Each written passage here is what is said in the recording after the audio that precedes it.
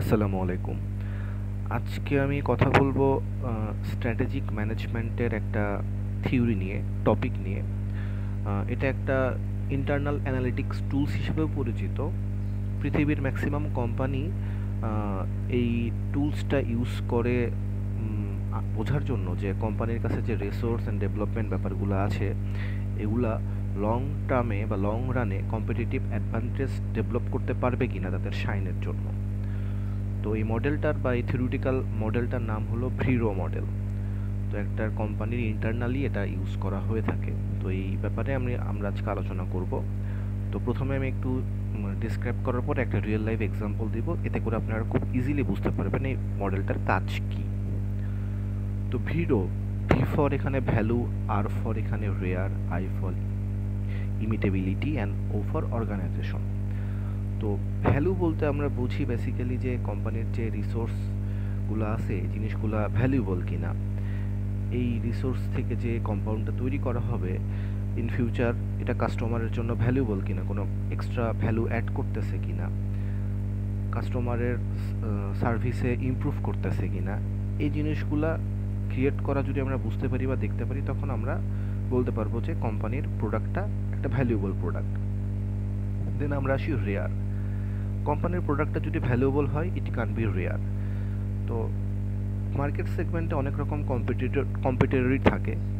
তো তারা যদি এই রেয়ার প্রোডাক্টটা বুঝতে পারে, তারাও হয়তো কপি করার চেষ্টা করবে। তো ইজিলি মানে যদি তারা রিসোর্সটা যদি সবার কাছেই থাকে, তাহলে এটা কখনো একটা রেয়ার প্রোডাক্ট হবে না। দু একজনের কাছে থাকলে ইট ক্যান বি রেয়ার, বেশ কিছুদিন ধরে মার্কেট সেগমেন্টে গ্র্যাব করা থাকতে পারে, গ্র্যাব করে রাখতে পারে। আর ইমার্টিবিলিটি, এটা ব্যাপারটা হলো কোনো প্রোডাক্ট যদি লো ইমার্টিবিলিটি হয়, তাহলে এটা ইজিলি কপি করা যাবে না, ইট হার্ড টু কপি।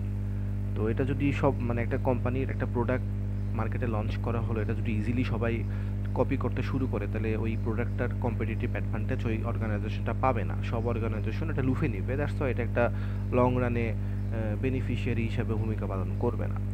যখন এই প্রসেসগুলো খুব সাকসেসফুলি হ্যাপেন হবে, তখন অর্গানাইজেশন একটা গুড স্ট্র্যাটেজিক ডেভেলপমেন্ট বা অ্যাচিভমেন্ট অথবা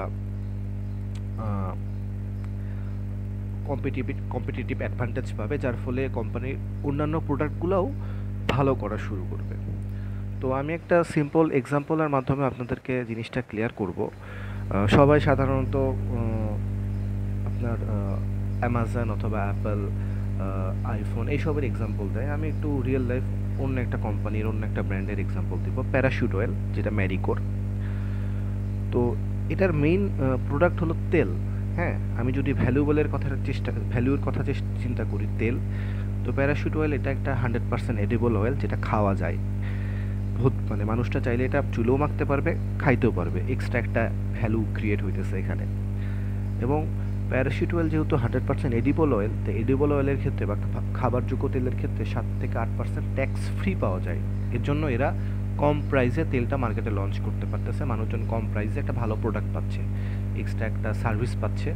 দ্যাটস মিন এটা একটা ভালো ভ্যালু ক্রিয়েট করতেছে ফর দ্য কাস্টমার। এটা একটা রেয়ার প্রোডাক্ট।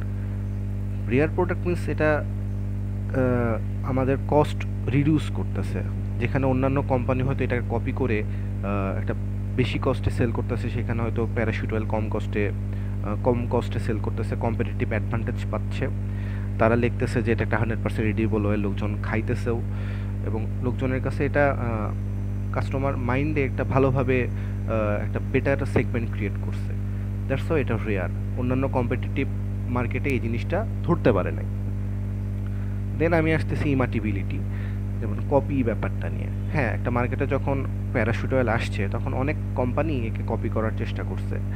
তো first of all parachute oil square শেপে ছিল, যার জন্য প্যাকেজিং অনেক সমস্যা হইতো, ফেটে যাইতো বোতল, অনেক রকম সমস্যা হইতো। কিন্তু পরবর্তীতে দেখা গেল যে প্যারাশুট অয়েল তাদের প্যাকেজিংটা স্কোয়ারে না করে রাউন্ড শেপে করছে। এতে করে ওই প্যাকেজিং সিস্টেমটা খুব স্ট্রং হলো, এবং তাদের বোতলের গায়ে দেখবেন একটা ড্রপ নচ দেওয়া থাকতো, ওয়াটার ড্রপ নচ।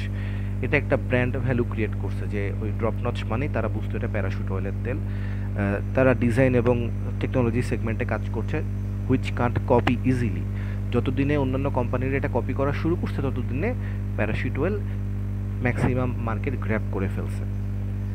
তো যখন এই ভ্যালু, রেয়ার এবং কপি এই সেগমেন্টগুলা সুন্দরভাবে পরিচালিত হয়েছে, তখন এর একটা ওই অর্গানাইজেশনটা খুব ভালোভাবে রান করছে। তারা বুঝতে পারছে ইন ফিউচার এটার সাকসেস হবে, গ্রোথ হবে, কম্পিটিটিভ অ্যাডভান্টেজ পাবে। এবং দেখা যাচ্ছে যে প্যারাশুটের সাথে সাথে ম্যারিকোর অন্যান্য যে প্রোডাক্ট, সাবান, অন্যান্য তেল, অন্যান্য সেন্ট, পারফিউম যে প্রোডাক্টগুলো আছে, এগুলাও খুব ইজিলি শাইন করছে। এবং ইন ফিউচার আস্তে আস্তে এই ম্যারিকো কোম্পানিটা একটা ব্র্যান্ড হিসাবে ভূমিকা পালন করছে। তো এই হিরো অ্যানালাইসিসের এটাই একটা বড়, এই মডেলের এটাই একটা সাকসেস যে এই মডেলটা খুব সুন্দরভাবে থ্রু করলে ইন্টারনালি ট্যানজিবল অ্যান্ড ইনট্যানজিবল ওয়েতে যদি আমরা অ্যানালাইসিস করি, বুঝতে পারি, তাইলে আমরা বুঝতে পারবো যে একটা কোম্পানি কীভাবে সাকসেস করতেছে, কী কী করলে আমাদের আমাদের সাকসেস করতে হবে, ভ্যালু কোথায় অ্যাডিশন করতে হবে, রেয়ার প্রোডাক্ট আমরা কীভাবে তৈরি করব, কীভাবে অন্যান্য কোম্পানিটা কপি করতে পারবে না, এবং ওভারঅল সব কিছু সাস্টেন করলে কোম্পানিটা লং রানে